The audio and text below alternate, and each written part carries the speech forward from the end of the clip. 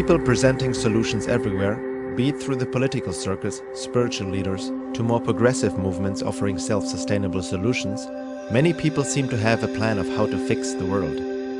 Others say all is just as it's supposed to be, and all we need to do is go with the flow, focus on love and light, and everything will be good. Visionary ideas are good and great to have. However, hopes based on ideals can shatter into nothingness if there is no foundation to build it on. The popular notion is that we must do, act, or vote, and it seems most folks want just someone to tell them what to do, so they don't have to think too much on their own. The question is, what are we really able to do if we don't even know ourselves? What is humanity? Yes, we are all one, but are we all truly the same inside, seeing, thinking, feeling the same way? Who is to say what is good for the world and what is not? The issues the world faces, the destruction, greed, genocide, economic meltdown, cannot and will not be resolved until man faces himself and does the work to gain self-knowledge beyond worship of the ego.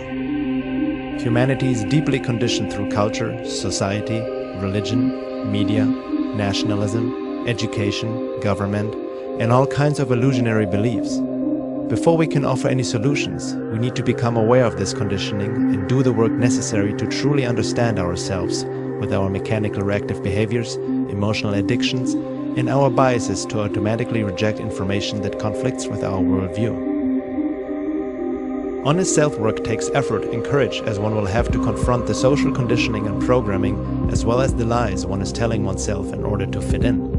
If one is sincere with oneself, this process will lead inevitably to confront the lies in the world, and one starts to see the world more as it is, not as one likes it or assumes it to be. This results in a rise of consciousness and awareness, moving from subjectivity to a more objective view, letting go of the false conditioned self and embracing one's higher self based on truth, knowledge, and essentially love, which is a higher state of being and not merely an emotional state.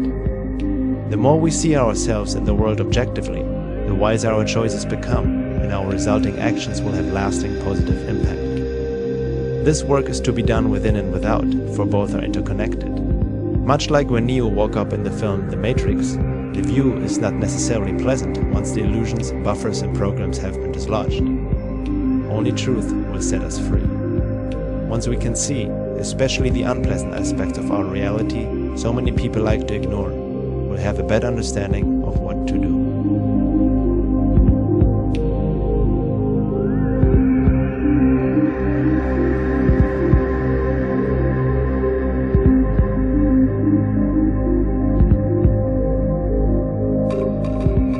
The necessity to know thyself has been transmitted through many wise men and ancient teachings throughout the world for thousands of years.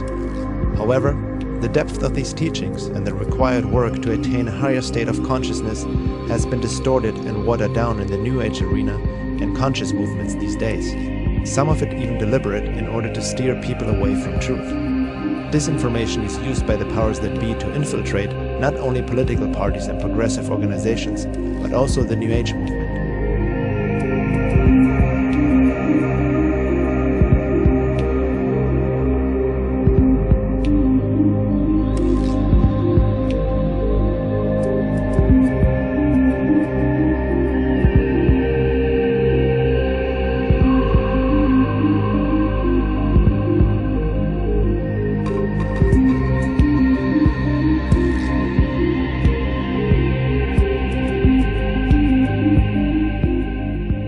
Religion has been used to control society for ages. The New Age movement, with its many distorted teachings, seems to become the new global religion, vectoring people into complacency and conformity with an oversimplified understanding of "we are all one" or "all you need is love."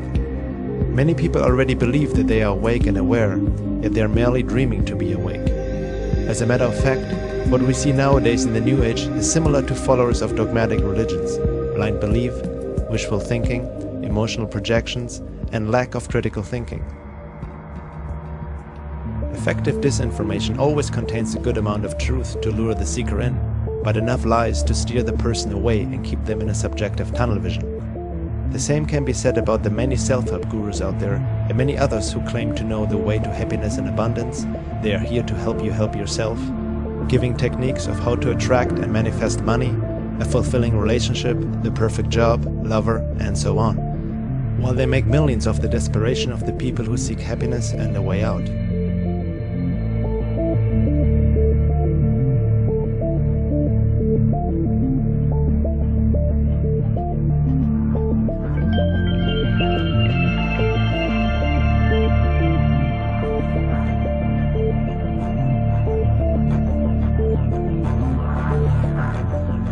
When looking deeper into some of the self-help teachings, one can see that they mostly appeal to the ego with its conditioned desires and buffers. They promote and push to follow desire without truly trying to understand where they come from to begin with. In a sense, what is sold today as spirituality and self-work is quite the opposite of what the classical esoteric traditions have passed down. It is more an escape, another buffer to stop seeing the world and oneself as it is. True self-work is not a walk in the park or about manifesting one's desires.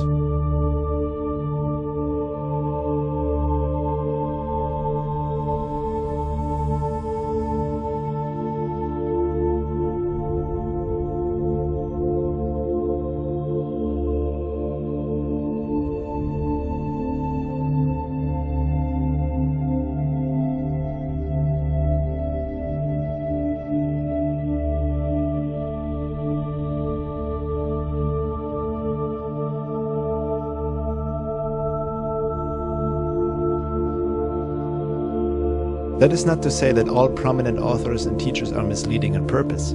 They themselves can be duped and spread disinformation unknowingly, even if their intent is well meant. Most of them have more knowledge about marketing and selling themselves than understanding of spiritual work.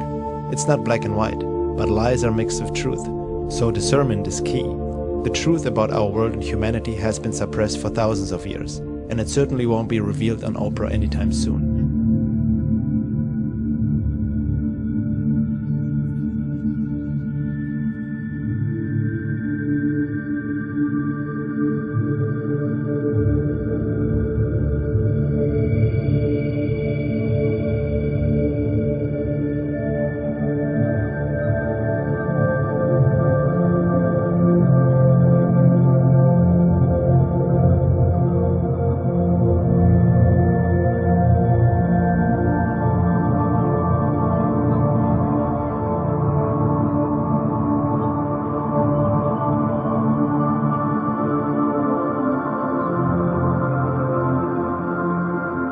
The necessity to seek truth in oneself in the world and act upon it has to come from oneself.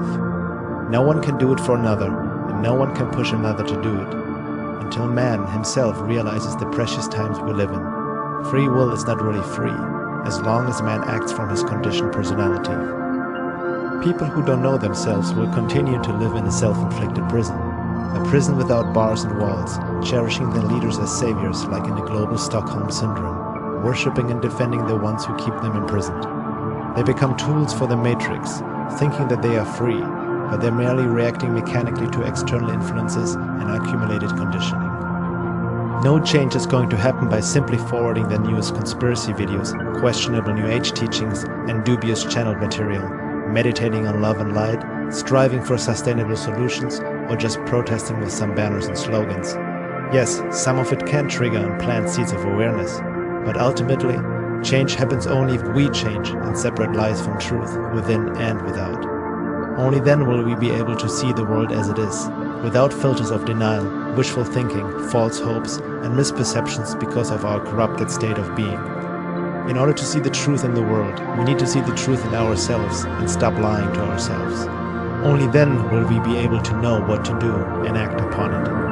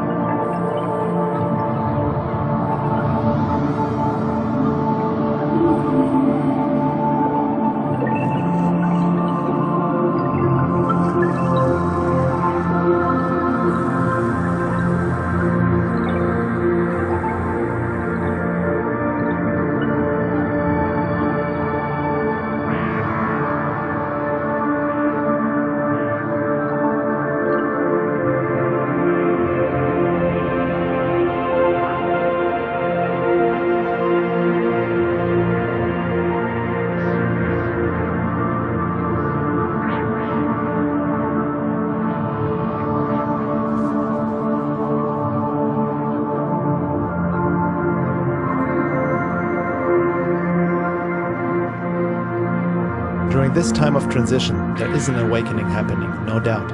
However, we are also in the age of deception, and if people don't know themselves, they will mistake reality for illusion and illusion for reality. The term awakening needs to be carefully looked at, because people can awaken to merely another form of illusion and dream of waking up while still being asleep. On the other hand, self-work can easily turn into a narcissistic activity if one is too absorbed with oneself or has no network that can give objective feedback and mirroring. The solutions presented by various conscious movements these days and other people who have good intentions are not bad in themselves.